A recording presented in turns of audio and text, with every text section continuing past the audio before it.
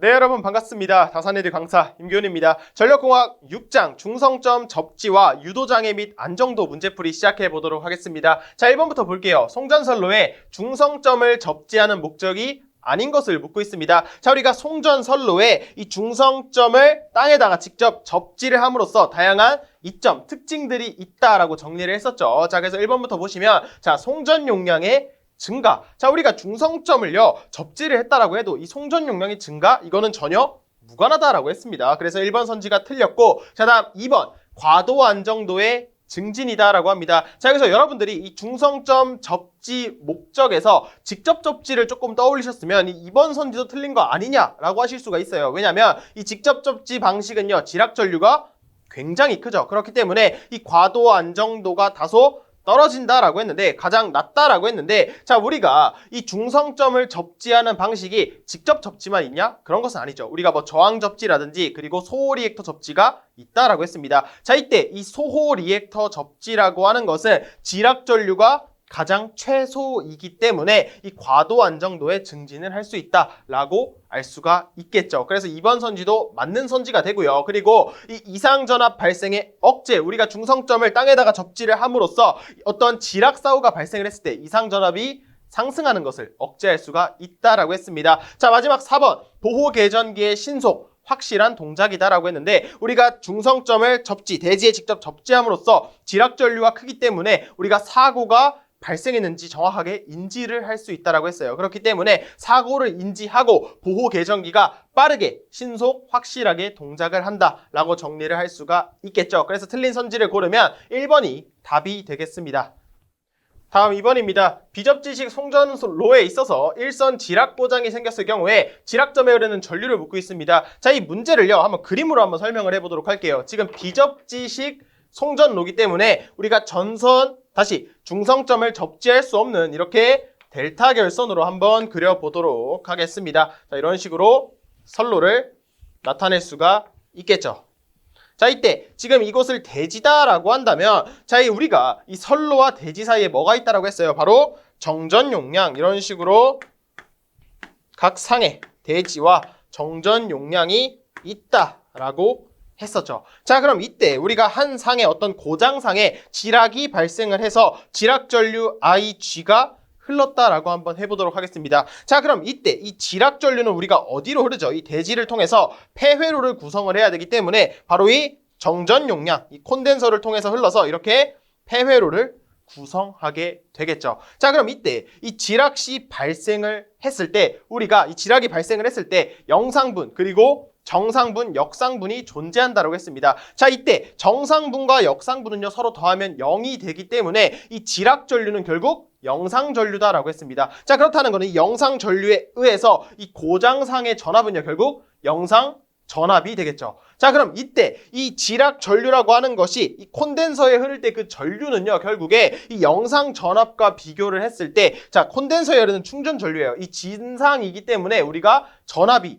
전류보다 더 느리죠. 90도 느리죠. 다시 말하면 전류가 전압보다 90도 빠른 그러한 진상 전류가 흐른다라는 것을 알 수가 있습니다. 그렇기 때문에 정답을 골라주시면은 우리가 지락 고장 시 지락점에 흐르는 전류는 결국 뭐다? 이 콘덴서에 흐르는 영상 전압보다 90도 더 빠른 진상 전류가 흐른다라는 것을 알 수가 있게 됩니다. 그렇기 때문에 정답을 골라주시면은 3번이 답이 되겠습니다. 다음 3번입니다. 델타 결선에 3상 3선식 배전선로가 있다. 이때 한선이 지락하는 경우에 건전상의 전위 상승은 지락전의 몇 배가 되는지를 묻고 있습니다. 지금 이 델타 결선이에요. 결국에 비접지 방식이죠. 자, 이때 비접지 방식에서 일선 지락 사고가 발생을 한다라고 한다면 기존의 건전상, 즉 사고가 발생을 하지 않았을 때보다 일선 지락이 발생을 하면 그때 대지 전위가 우리가 루트 3배가 더 상승한다라고 했습니다. 그렇기 때문에 이 대지 전위 상승을 막기 위해서 우리가 중성점을 접지한다라고 했었죠. 하지만 이 델타 결선은요 중성점 접지를 못하기 때문에, 즉 비접지 방식이기 때문에 대지 전위가 지락시 루트 3배가 더 상승한다라는 것을 알 수가 있겠죠. 그래서 정답을 골라주시면 1번이 답이 되겠습니다. 다음 4번입니다. 직접 접지 방식에 대한 설명으로 틀린 것을 묻고 있어요. 자, 이런 시간에 우리가 이 접지 방식에 대해서 하나씩 자세하게 다뤘습니다. 자, 한번 간단하게 다시 한번 정리를 해보면, 직접 접지 방식이다라고 하는 것은 이런 식으로 자, 대지가 있고요. 자, 대지가 있고. 우리가 이 선로와 대지 사이엔 뭐가 있다라고 했습니까? 바로 정전 용량. 이런 식으로 선로와 대지 사이에 정전 용량이 존재한다라고 했습니다. 자, 이때 이 직접 접지 방식이다라고 하는 것이 결국에 이 중성점을 통해서 우리가 대지에 직접 접지를 하는 방식을 우리는 직접 접지 방식이다라고 했었죠. 자, 이때 우리가 한상에 지락사고가 발생을 했다라고 해보겠습니다. 자, 이렇게 지락전류가 흐르게 되는데 이 지락전류가 지금 어디로 흐르죠? 만약에 이 중성점 접지가 안 되어 있다라고 한다면 지금이 정전 용량이 있는 쪽으로 폐로를 구성해서 흐르게 되는데 우리가 지금 뭐예요? 직접 접지를 했기 때문에 이곳의 저항이 0이기 때문에 전류가 모두 어디로 흐른다? 이곳으로 흐르게 된다라는 겁니다. 그렇기 때문에 지금 1번 선지죠. 건전상의 대지전압 상승이 거의 상승하지 않는다. 지락전류가 모두 중성점으로 흐르기 때문에 이 직접 접지를 해서 이 중성점으로 흐르기 때문에 대지전압의 상승이 거의 없다라고 했어요. 다음 2번 계통의 절연 수준이 낮아짐으로 경제적이다라고 합니다. 자, 대지전이 상승이 없기 때문에 당연히 이 계통의 절연을 어떻게 해도 되겠어요? 당연히 덜 해도 되겠죠. 그렇기 때문에 절연 수준이 낮아지고 경제적이다라고 할 수가 있고요. 또는 다르게 말하면요. 우리가 단절연이 가능하다라고 했습니다. 그래서 이 3번 선지 변압기의 단절연이 가능하다도 맞는 선지가 되겠습니다. 다음 4번 보호 개전기가 신속히 동작을 하므로 과도한 정도가 좋다라고 하는데 자, 우리가 지락전류가 직접 접지 방식은 매우 크다라고 했어요. 그렇기 때문에 이 보호 개전기는 신속하게 동작을 한다라고 했습니다. 지락전류가 커서 사고를 빠르게 인지를 하고 동작을 한다라고 했어요. 대신에 어떻습니까? 지락전류가 커서 안정도는 떨어진다라고 했었죠. 그렇기 때문에 4번이 틀렸다. 정답은 4번이 되겠습니다. 계속해서 5번입니다. 3상일회선 송전선로에서 중성점 접지를 위한 소호 리액터의 용량을 묻고 있어요. 자, 중성점 접지인데 소호 리액터의 용량을 물어보고 있습니다. 결국 뭐다? 소호 리액터 접지 방식이다라는 것을 알 수가 있습니다. 자, 그림으로 나타내면은 이런 식으로 자, 선로가 있을 때 자, 선로가 쭉 있고요. 그 다음에 자, 이런 식으로 대지가 있습니다.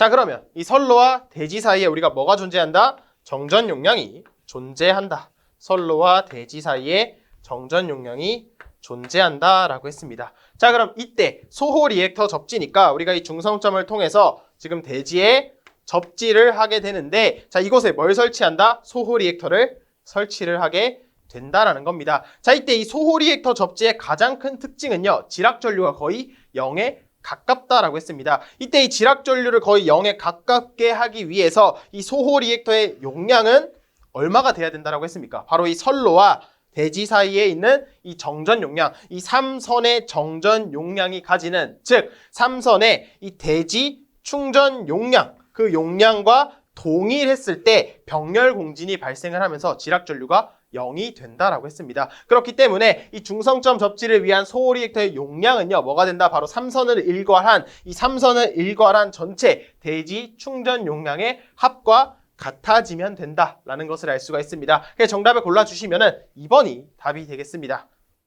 다음 6번입니다. 한상의 대지 정전 용량이 0.5 마이크로페럿, 주파수가 60Hz인 3상 송전선이 있다. 이 선로에 소호 리액터를 설치한다면 소호 리액터의 공진 리액턴스는 얼마면 되는지를 묻고 있습니다. 자, 이 문제도 소호 리액터 접지 방식이죠. 그래서 그림으로 나타내면 이런 식으로 자, 선로를 자, 그려보았을 때 자, 이렇게 대지가 있고요. 대지와 선로 사이에는 우리가 뭐가 존재한다? 정전 용량이 존재한다라고 했습니다. 자, 이때 이 소호 리액터 접지 방식은요. 우리가 중성점을 대지에 접지를 하게 되는데 이때 뭘 설치한다? 소호 리액터를 설치한다라고 했습니다. 이때 이 소호 리액터의 용량은 이 지락전류를 0에 가깝게 하기 위해서 이 3선, 이 충전 대지 충전 용량과 같아졌을 때 병렬 공진이 발생을 하면서 뭐가 된다? 지락전류가 0이 된다라고 했습니다. 결국 이 둘의 용량이 같기 위해서는 결국 이 둘의 리액턴스도 같다라는 것을 알 수가 있겠죠. 자, 정리를 하면 이 소호 리액터가 가지는 리액턴스를 우리는 L이니까 오메가 L이 되고요. 이 오메가 L이 뭐와 같아지냐? 지금 이곳의 리액턴스와 같아지면 된다는 겁니다. 이때 이 하나의 정전 용량을 C다라고 했을 때 지금 이 세 개가 어때요? 지금 대지와 선로를 기준으로 병렬로 연결되어 있죠. 우리가 이 커패시터의 병렬 연결은 저항의 직렬 연결과 같기 때문에 자 각각이 C라고 했을 때 전체 합성 정전 용량은 어떻게 되냐? 얼마가 되냐? 모두 더해서 3 오메가 C분의 1이 된다라는 것을 알 수가 있겠죠. 자 그러면 여기서 우리가 무엇을 알 수가 있냐? 우리가 구하고자 하는 게 결국 이 소호 리액터의 공진 리액턴스인데 결국 뭐예요? 지금 이 정전 용량이 가지고 있는 리액턴스와 동일하기 때문에 이 값을 구해주면 된다라는 거겠죠. 자 그럼 바로 대입을 해보면 자 3 곱하기 오메가는요 2파이 F예요. 자 2파이 F인데 주파수가 60이고요. 곱하기 정전 용량이 0.5에 마이크로페럿이니까 곱하기 10의 마이너스 6승을 해주면 된다라는 겁니다. 자 이걸 계산하면요. 자 리액턴스가 얼마가 나오냐? 대략 1768.385이 나오게 된다라는 것을 알 수가 있고요. 자 대략적인 값을 나타내면 얼마냐? 1770이다 라는 것을 알 수가 있습니다. 자 이 값이 곧 소호 리액터의 공진 리액턴스 값이기 때문에 동일해서 1770이 된다라는 것을 알 수가 있겠죠. 그래서 정답을 골라주시면 3번이 답이 되겠습니다. 다음 7번입니다. 3상 3선식 소호 리액터 접지 방식에서 조건이 다음과 같을 때 소호 리액터의 용량을 묻고 있어요. 자, 지금도 마찬가지로 소호 리액터 접지 방식입니다. 자, 모를 때는 그림을 그린다라고 했어요. 이런 식으로. 이렇게 그림을 그려주게 됩니다. 이렇게 선로가 있고요. 대지가 있습니다. 자, 그러면 우리는 선로와 대지 사이에는 항상 정전 용량이 이런 식으로 존재한다. 이렇게 정전 용량이 있겠네요. 자, 그럼 소호 리액터 접지 방식이니까 이 중점점을 대지에 접지를 하게 되는데 이때 소호 리액터가 설치를 하면 되겠죠. 소호 리액터를 설치하면 되겠습니다. 자, 이때 이 소호 리액터의 용량을 묻고 있는데 이 소호 리액터의 용량이 결국 뭐였어요? 이 3선 정전 용량에 의한 대지 충전 용량의 합과 동일하다라고 했습니다. 얘네들과 얘네들이 서로 같다라고 했어요. 문제에서는 지금 이 소호 리액터의 용량을 구하고 있기 때문에 결국 얘네들을 구해주면 된다라는 거예요. 자, 그런데 우리가 이 3상 충전 용량을 구하는 법을 전력공학 4장 때 우리가 다 유도를 했습니다. 자, 한번 간단하게 정리를 하면 지금 대지를 기준으로 지금 각 선로에 정전 용량이 존재하죠. 그렇기 때문에 이들이 지금 Y 결선이 된다라는 것을 알 수가 있습니다. 자, 정리를 하면 이런 식으로 정전 용량이 이 대지를 기준으로 이런 식으로 정전 용량이 존재하고 있구나 라고 우리가 표현을 할 수가 있었죠. 자, 그럼 이때 이곳의 전압을 V다 라고 했을 때 자, 그럼 이곳 상은요 우리가 대지 전압이니까 2로 표현을 해보겠습니다. 그 다음에 이곳에 흐르는 전류를 I다 라고 한다면 이 충전 용량을 계산해주면 된다라고 했어요. 자, 그러면 이 하나의 용량을 구할 때는 전압과 전류를 곱해주면 되겠죠. 그래서 이 I가 되는데 이 충전 용량은 3상 전체분이다라고 했어요. 그래서 곱하기 3개죠. 우리가 지금 3개가 있으니까 똑같은 게 3개가 있다라고 정리를 할 수가 있다라는 겁니다. 자, 그러면 지금 문제에서 요구하는 것은요. 이 소호 리액터의 용량이 어떻게 되는지 단순하게 공식을 묻고 있어요. 자, 그럼 이때 이 3이 그대로 오고요. 그 다음에 2, 그 다음에 I는 어떻게 표현을 할 수가 있냐? 전류는 리액턴스 분의 전압이죠. 그렇기 때문에 자, 지금 이 정전 용량의 리액턴스는 우리가 오메가 C분의 1이다 라고 표현을 할 수가 있겠고 이것을 2로 나누어 준 게 바로 3상 충전 용량이 된다라는 것을 알 수가 있죠. 자, 그렇다는 것은 정리를 해볼게요. 그러면 3 오메가 C의 2의 제곱이 되는구나 라는 것을 알 수가 있겠고 이 오메가를 지금 2파이 F로 바꿔주었기 때문에 자, 바꿔보면 6 파이 F의 C의 2의 제곱이 되는구나 라는 것을 알 수가 있습니다. 대신에 단위를 봐주셔야 합니다. 지금 킬로볼트 암페어이기 때문에 이것을 킬로볼트 암페어로 바꾸기 위해서 10의 마이너스 3 제곱을 한 이게 바로 소호 리액터의 용량과 동일하게 된다라는 것을 알 수가 있겠죠. 그래서 정답을 골라주시면 4번이 답이 되겠습니다. 다음 8번입니다. 전력선 A의 충전 전압을 E, 통신선 B의 대지 정전 용량을 CA, A, B 사이의 상호 정전 용량을 CAB라고 하면 통신선 B의 정전 유도 전압을 묻고 있습니다. 자, 우리가 이 통신선과 대지 사이의 그 전압을 정전 유도 전압이다라고 했어요. 지금 문제에서 유도 전압 ES를 구하는 문제가 출제가 되었습니다. 자, 이때 지금 전력선 A와 대지 사이의 충전 전압, 즉 대지 전압을 지금 2로 주어졌기 때문에 지금 이 A선, 전력선과 대지 사이의 정전 용량에는 얼마만큼의 전압이 걸리냐? 지금 이 둘이 병렬 연결이죠. 여기에도 전압이 이만큼 걸리게 된다라는 것을 알 수가 있겠고, 자, 그리고 이 A와 B 그리고 대지 사이도 지금 이 대지 전압과 병렬로 연결되어 있죠. 그래서 이곳에 걸리는 전압도 동일하게 병렬 연결이니까 대지 전압 2가 걸리게 된다라는 것을 알 수가 있겠네요. 자, 그럼 이때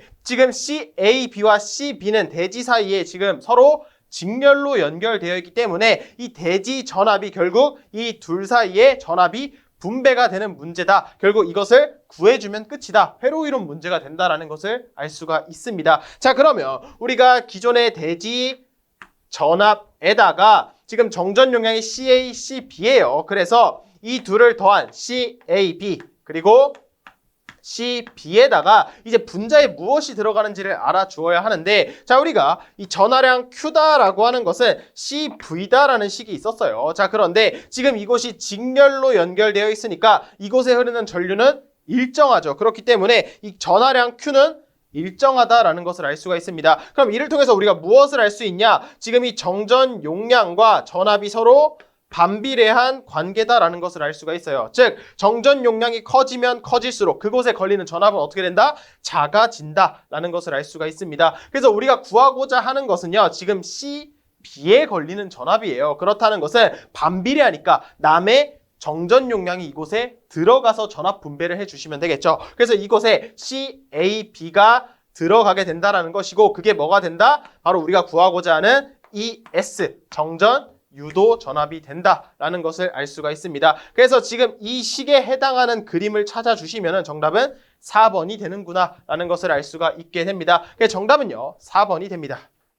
9번입니다. 전력선과 통신선과의 상호 인덕턴스에 의하여 발생되는 유도장애를 묻고 있습니다. 자, 우리가 유도장애는요 크게 세 가지가 있다라고 했어요. 바로 지금 이 전자유도장애, 그리고 정전유도장애, 마지막으로 고조파 유도장애가 있다라고 했습니다. 이 해당 문제는요 정답이 3번 전자유도장애인데, 이 전자유도장애다라고 하는 것은 무엇에 의해서 발생을 했냐? 바로 상호 인덕턴스와 그리고 영상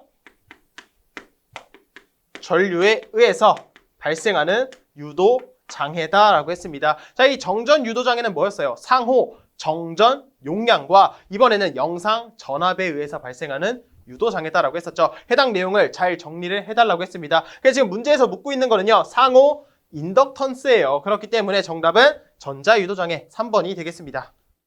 다음 10번입니다. 그림과 같이 전력선과 통신선 사이에 차폐선을 설치를 하였다. 이 경우에 통신선의 차폐 개수를 구하는 관계식을 묻고 있습니다. 추가로 이 차폐선을요 지금 통신선에 근접해서 가까이 설치했다라고 조건이 주어져 있어요. 자, 해당 문제 같은 경우는요 우리가 이론 시간에 자세하게 다루진 않았습니다. 우리는 이 전자유도장애 방지 대책으로서 차폐선을 포함한 다양한 것들이 있겠고, 해당 내용은 실기에서 단답형 문제로 출제가 된다라고 하고 넘어갔을 거예요. 그런데 이 차폐선에 관련된 문제가 딱 이 한 가지 계산 문제로 출제가 된 적이 있습니다. 그런데 지금 딱 보니까 이 문제 보니까 어때요? 굉장히 까다롭죠. 우리가 이 해당하는 문제가 난이도가 굉장히 높기 때문에 이 문제를 여러분들이 버린다라고 하시면은 크게 말리지는 않습니다. 이 문제 모르셔도요 여러분들 충분히 합격이 가능해요. 대신에 나는 이런 문제까지 맞고 싶다라고 한다면 딱 이 문제 정도만 이해해 주시면 좋을 것 같습니다. 넘기셔도 전혀 상관없을 것 같아요. 자, 그러면 우리가 이 차폐선이다라고 하는 것이 뭐냐면, 우리가 이 전력선에서 발생하는 자기장의 변화가 이 통신선에 무엇을 끼친다? 바로 전자유도장애를 발생시킨다라고 했습니다. 그리고 이 전자유도장애에 의해서 이 통신선에 전자유도전압이 발생을 한다라고 했어요. 이런 것을 방지하기 위해서 우리가 이 전력선과 통신선 사이에 이 차폐선이다라는 것을 설치를 하게 됩니다. 그래서 이 차폐선을 설치를 하게 되면은 이 전력선 외부로부터 오는 전 자기장을요 우리가 영향을 받지 않도록 막아 준다라는 겁니다. 자, 그런데 여기서 이 차폐 개수가 무엇이냐면요. 이렇게 외부로 오는 자기장을 얼마나 잘 막아주는지 그 개수를 의미한다라는 거예요. 그래서 이 개수가 높으면 높을수록 차폐를 잘 하고 있다라고 생각을 해주시면 된다라는 겁니다. 자, 그래서 이 문제를 어떻게 접근을 하냐? 먼저 우리가 이 전자유도 장애에 의해서 만들어지는 전자유도 전압 공식을 한번 적어보도록 할게요. 그러면 E라고 하는 것은 마이너스 J의 오메가의 M의 IA 플러스 IB 플러스 IC라고 정리를 했습니다. 자, 그러면 지금 여기서 그 전에 이 차폐선을 지금 설치를 했지만 만약 차폐선이 없을 때 이 전력선에 의해서 이 통신선에 끼치는 전자유도 전압을 한번 계산을 해보도록 할게요. 자, 첫 번째 조건은요. 차폐선이 없을 때입니다. 자, 차폐선을 기존에 설치하지 않았을 때 전력선에 의해서 통신선에 끼치는 전자유도 전압 E라고 하는 것을 이 위 공식을 사용해서 대입을 하면은 마이너스 J 오메가의 M의 이 전류를 대입해 주는데 지금 전력선이 하나밖에 없죠. 그래서 이 I1에 의한 전자유도장애, 전자유도 전압만 발생을 하니까 I1을 대입해 주시면 될 것 같아요. 자, 그럼 여기서 이 식을 살짝 바꿔주게 되면은 여기서 이 J 오메가 M이다라고 하는 게 이때 M이 상호 인덕턴스, 결국에 인덕턴스 L이죠. 그래서 J 오메가 L이다라고 하는 것이 리액턴스가 된다라는 겁니다. 그런데 문제에서는요, 지금 임피던스 값이 주어져 있어요. 그런데 지금 이 임피던스가 결국 리액턴스 값이죠. 리액턴스 값만 존재를 하니까 그래서 이 J 오메가 M을요, 임피던스로 바꿔줄 거예요. 자, 그러면 이 전자유도 전압이다라고 하는 것은 이 전력선의 통신선에 끼친 영향에 의해서 발생을 한 거죠. 자, 그럼 이때 임피던스는 무엇이냐? 전력선이 통신선에 끼치는 바로 Z1, 2가 된다라는 것을 알 수가 있겠고 우리가 바꿔주게 되면은 마이너스 Z1, 2에 I1이 되는구나 라는 것을 정리할 수가 있게 됩니다. 자, 그러면 그 다음에 우리가 실제 구해야 되는 건 뭐예요? 차폐선이 있을 때가 됩니다. 자, 차폐선이 이번에는 있을 때의 전자유도 전압을 한번 계산을 해보겠습니다. 자, 이번엔 차폐선이 설치가 됐어요. 그래도 이 전력선이 이 통신선에 끼치는 유도장애는 있겠고 당연히 전자유도 전압이 걸리게 되겠죠. 그러면 이 위의 공식이 그대로 들어갑니다. 위에서 계산한 값이 그대로 E라고 하는 것이 마이너스 Z1, 2에 I1이 들어가고요. 이제 이 전자유도 전압을 상쇄해주는 값을 추가해주면 된다라는 겁니다. 자, 그럼 무엇이 추가가 되냐? 우리가 차폐선이 추가가 됐으니까 이 전력선이 차폐선에도 끼치는 유도장애가 있겠고요. 걸리는 전자유도전압이 있을 거예요. 그것을 먼저 한번 계산을 해보도록 할게요. 그러면 우리가 다른 색깔로 이 전력선이 차폐선에 끼치는 유도전압이다라고 하는 것은 자, 좀 더 위에다가 자, 이번엔 전력선이 차폐선에 끼치는 유도전압이에요. 그래서 마이너스 J 오메가 M에 이번에도 마찬가지로 I1이 될 거예요. 이것을 바꿔줄 건데 어떻게 바꾸냐? 이때 상호 인덕턴스는 뭐냐면 전력선이 차폐선에 끼치는 거니까 Z31이 되겠죠. 그래서 마이너스 Z31에 I1이 되는구나 라는 것을 알 수가 있습니다. 이게 뭐다? 전력선이 차폐선에 끼치는 전자 유도 전압이 된다라는 거예요. 자, 그러면 이러한 기전력에 의해서 이러한 전압에 의해서 우리가 전류가 흐르겠죠. 그 전류가 바로 I3가 된다라는 겁니다. I3가 된다라는 거예요. 그래서 이 I3가 이 새로 생긴 I3가 이 통신선에 또 끼치는 전자 유도 장애가 있을 거예요. 그래서 그 유도 전압을 한번 계산해 보면은 이번에는 차폐선이 통신선에 끼치는 유도장애입니다. 그래서 E라고 하는 것은 마이너스 J 오메가 M에 이번엔 I3가 될 거예요. I3가 되는데 이때 이 M은 무엇이냐? 차폐선이 통신선에 그러니까 Z2, 3가 되겠죠. 그래서 우리가 이 식을 마이너스 Z2, 3에 I3가 되는구나 라는 것을 알 수가 있습니다. 그리고 이 전자유도 전압이 우리가 기존에 있던 전자유도 전압을 상쇄해주는 전압이 된다라는 겁니다. 그래서 지금 보시면 이 기전력의 값이 마이너스 Z23의 I3가 된다는 것을 알 수가 있어요. 그런데 여기서 여러분들이 주의를 해주셔야 되는 게 이 I3다라고 하는 거는요. 우리가 기존에 플러스로 잡은 I1이라는 전류의 방향과 반대 방향이다라는 것을 알 수가 있어요. 즉 반대 방향이기 때문에 우리가 이 값을 더해줄 때 부호를 바꿔줘야 되겠죠. 전류의 방향이 반대라고 하는 것이 결국 기전력의 방향도 반대다라는 것을 의미를 하잖아요. 그래서 우리가 이 값에 플러스를 붙여서 플러스 J, 다시 Z, Z23의 I3가 되는구나 라는 것을 알 수가 있게 됩니다. 그래서 우리가 무엇을 알 수 있냐? 기존에 가지고 있던 전자 유도 전압에 방금 이 차폐선이 통신선에 끼치는 전자 유도 전압을 더해주니까 서로 상쇄가 된다라는 것을 알 수가 있습니다. 자, 그럼 이제 여기서 무엇을 할 거냐? 기존의 차폐선이 없을 때 이 전자 유도 전압에 대해서 얼마만큼 차폐를 잘 하였는지 그 개수를 구해야 하잖아요. 그래서 이 식을 살짝 바꿔줘 보도록 하겠습니다. 바로 이 I3를 바꿔줘 보도록 할게요. 이 I3는요, 차폐선에 흐르는 전류예요. 그래서 이 I3를 계산하게 되면은 이 차폐선에 걸리는 전압에다가 이 차폐선이 가지고 있는 임피던스로 나눠주시면 되겠죠. 그래서 임피던스는요, 지금 Z33다라고 주어져 있고요. 이 차폐선에 걸리는 전압이 결국 뭐예요? 바로 이 전력선이 차폐선에 끼친 전자 유도 전압이다라는 것을 알 수가 있겠죠. 그래서 이 I3를 무엇으로 바꿔줄 거냐면 바로 첫 번째, 전력선이 차폐선에 끼친 전자 유도 전압. 우리가 계산을 했어요. 바로 여기 있죠.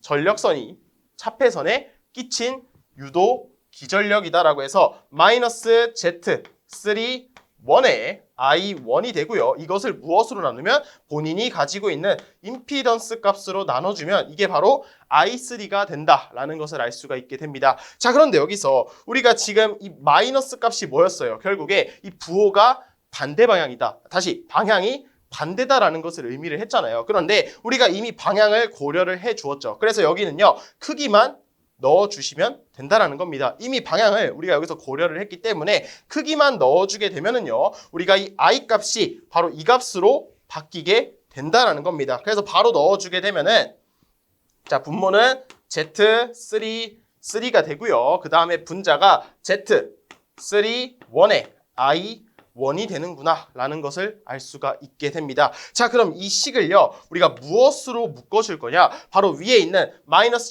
Z12의 I1으로 묶어줄 거예요. 서로 묶어주게 되면은 나머지 그 값이 뭐예요? 바로 차폐가 얼마나 잘 되었는지 알 수 있는 차폐 개수가 된다라는 겁니다. 그래서 마이너스 Z12의 I1으로 묶어줄 거고요. 자, 그러면 이 값은 그냥 1이 되겠죠. 그래서 1이 되고요. 그 다음에 마이너스가 됩니다. 여기가 플러스이기 때문에 우리가 마이너스로 묶으면 마이너스가 되고요. 그 다음에 우리가 이 식이 어떻게 바뀌는지를 잘 보셔야 합니다. 지금 여기에는요, 이 Z12가 없어요. 그래서 우리가 이 분자 분모에 Z12를 넣어주도록 할 겁니다.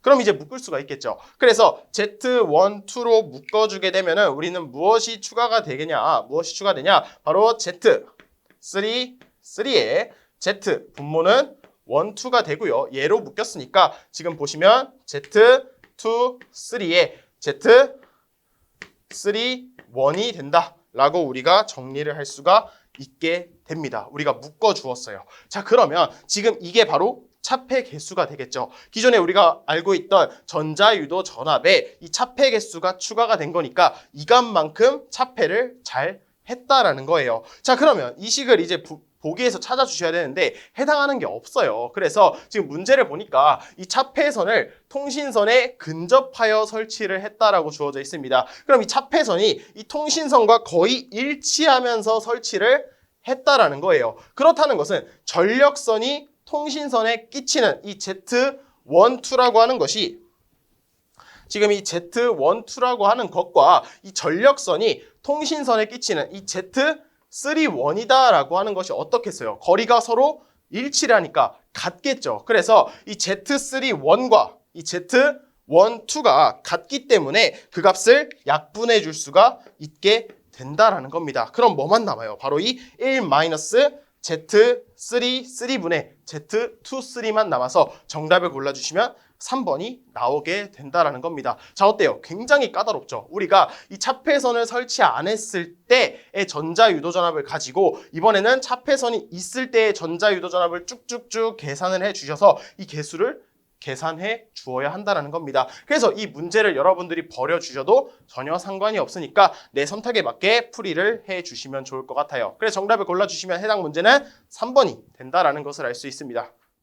다음 11번입니다. 66kV, 60Hz, 삼상 1회선 송전선이 통신선과 나란히 가선되어 있다. 이때 송전선의 일선 지락사고로 영상전류가 80A가 흐를 때 통신선에 유기되는 전자유도전압을 묻고 있습니다. 자, 우리가 전자유도전압이다 라고 하는 것을 공식으로 나타내 보면은 마이너스의 J의 오메가의 상호 인덕턴스 M인데 우리가 이 상호 인덕턴스다 라고 하는 것은요, 기본 단위가 헨리였어요.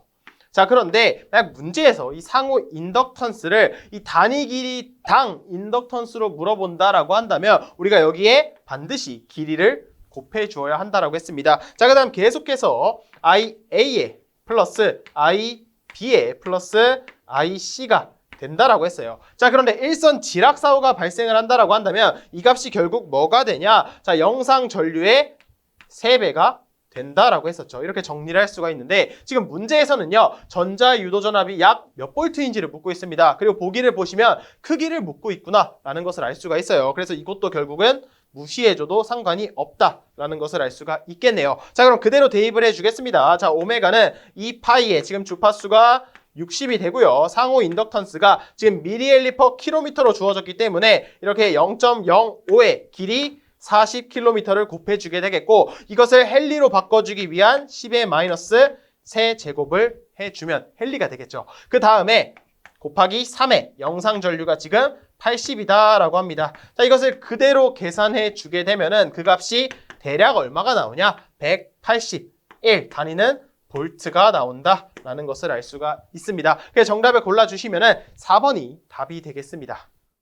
계속해서 12번입니다. 일선지락 시 지락전류가 가장 작은 송전계통을 묻고 있어요. 우리가 앞전에 계속했었죠. 지락전류가 거의 0에 가까운 접지 방식을 바로 소호 리액터 접지 방식이다라고 했습니다. 자, 반대로 지락전류가 가장 큰 접지 방식은 뭐였어요? 바로 저항이 0에 가까운 직접 접지 방식이다라고 했습니다. 그렇기 때문에 지락사고가 발생을 했다라고 한다면 저항이 0인 곳에 모두 지락전류가 흐르기 때문에 이 직접 접지가 가장 지락전류가 크다라고 했어요. 어쨌든 문제는 지금 지락전류가 가장 작은 송전계통을 묻고 있으니까 정답은 3번 소호 리액터 접지 방식이 되겠네요. 다음 13번입니다. 유도장애를 경감시키기 위한 전력선 측의 대책으로 틀린 것을 묻고 있어요. 자, 이 내용을 한번 정리를 하면은 자, 우리가 이렇게 전력선이 있어요. 이렇게 전력선. 그리고 그 전력선 주위에 이런 식으로 통신선이 있다라고 해보겠습니다. 자, 그러면 이 전력선에 어떠한 사고가 발생을 해서 이런 식으로 고장 전류가 흘렀다라고 해보겠습니다. 자, 다르게 말하면 어떠한 영상 전류, 큰 영상 전류가 흐르게 되면은요, 그 주위에 유도 장애가 통신선에 어떠한 악영향을 끼친다라고 정리를 했었죠. 이때 이 통신선 유도 장애를 경감시키기 위해서 우리가 다양한 대책들이 있다라고 했습니다. 자, 그래서 1번부터 보시면은 중성점 전압을 상승시킨다라고 합니다. 자, 그런데 이 중성점 전압이 상승하게 되면은요, 지금 이 고장 시 발생하는 고장 전류가 커지기 때문에 당연히 이 통신선에 미치는 유도 장애도 더 커지게 되겠죠. 그래서 1번 선지가 틀리게 된다라는 겁니다. 다음 2번 송전선과 통신선 사이에 뭘 설치한다? 바로 차폐선이란 것을 설치를 한다. 자, 이렇게 차폐선이란 것을 설치를 하게 되면은요, 우리가 이 어떤 유도장애가 발생을 했을 때 이 통신선에 도달하지 못하고 우리가 이 유도장애를 경감시킬 수 있다고 했었죠. 차폐선도 맞는 선지가 된다는 겁니다. 자, 다음 고속도 차단 방식을 채택한다. 이 말은 무엇이냐? 어떠한 사고가 발생을 해서 고장 전류가 흐르는 것을 빠르게 차단을 한다는 겁니다. 빠르게 차단하면 당연히 이렇게 큰 영상 전류가 흐를 리 없겠고 당연히 그러면 통신선에 유도 장애를 끼칠 일이 없어지겠죠. 그래서 3번 선지도 맞고요. 다음 4번 고저항 접지 방식을 채용한다라고 하는데 저항이 커지게 되면 어떻습니까? 저항이 커지면 이 고장 전류는 당연히 작아지게 되겠죠. 그래서 마찬가지로 이 통신선에 미치는 유도 장애를 경감시킬 수 있다라고 정리를 할 수가 있게 됩니다. 그래서 정답을 골라주시면은 1번이 답이 되겠습니다. 다음 14번입니다. 다음 중 전력계통의 안정도 향상 대책과 거리가 먼 것을 묻고 있습니다. 자, 1번 선지부터 보도록 할게요. 자, 송전계통의 직렬 리액턴스를 크게 한다라고 하는데, 자, 틀렸죠. 자, 우리가 이 송전 전력이다라고 하는 것을 우리가 정리를 했어요. 자, 송전 전력이다라고 하는 것은 결국에 발전기가 만들어낸 출력이다라고 했습니다. 우리가 사용하는 발전기는요, 동기 발전기이기 때문에 우리가 비돌극형 동기 발전기의 출력 공식과 동일하다라고 했어요. 한번 나타냈을 때, 자, X분의 VS의 VR에 사인 델타다라고 했습니다. 자, 이때 이 직렬 리액턴스를 크게 한다라고 하는 것은 결국에 지금 이 X가 우리가 유도성 리액턴스 오메가 L이 되는데, 이 리액턴스를 크게 한다라는 거예요. 자, 그러면 이 분모가 커지게 되면 송전 전력은 당연히 떨어지게 되겠죠. 자, 그런데 이 송전 전력이 떨어진다라고 하는 것은 결국에 뭐다? 안정도가 떨어진다. 이것과 동일한 의미를 가진다라고 했어요. 송전 전력이 크다라는 건 곧 안정도가 높다라고 했습니다. 그래서 1번 선지가 바로 틀렸고요. 2번 속응 여자 방식을 채용한다라고 하는데, 이 속응 여자 방식이 무엇이냐? 자, 빠르게 응답을 합니다. 뭐를? 여자를, 즉 자속을 빠르게 공급을 해준다라는 거예요. 우리가 이 어떠한 발전기가, 지금 이 발전기가 어떠한 문제가 생겨서 만들어낸 기전력이 떨어졌다라고 해볼게요. 자, 그럼 이때 속응 여자 방식을 채용을 하게 되면은 우리가 빠르게 다시 자속을 공급해 주게 되면서 지금 이 떨어진 유기기전력을 다시 올리고 어떠한 문제가 발생하는 것을 빠르게 해결할 수가 있겠죠. 즉 안정도가 커지게 된다라는 것을 알 수가 있습니다. 그래서 속응 여자 방식을 채용한다. 맞는 선지가 되고요. 3번 전원 측 원동기용 조속기를 빠르게 한다라고 합니다. 마찬가지로 어떤 발전기에 문제가 생겨서 그 속도가 떨어지면 당연히 유기기전력도 떨어지겠죠. 이때 조속기, 속도를 다시 원상복구를 시켜주는 이 조속기의 동작을 빠르게 해준다면 당연히 안정도가 높아지게 된다라는 겁니다. 마찬가지로 고속도 차단기, 어떠한 사고가 발생했을 때 빠르게 차단을 해주면 안정도가 높아진다라는 것을 알 수가 있겠죠. 자, 여기까지 풀면요, 우리가 전력공학 지금 6장이죠. 6장 문제풀이까지 끝을 내보았습니다. 여러분들의 학습에 도움이 되었으면 좋을 것 같아요. 이번 수업도 들어주시느라 수고 많으셨습니다. 감사합니다.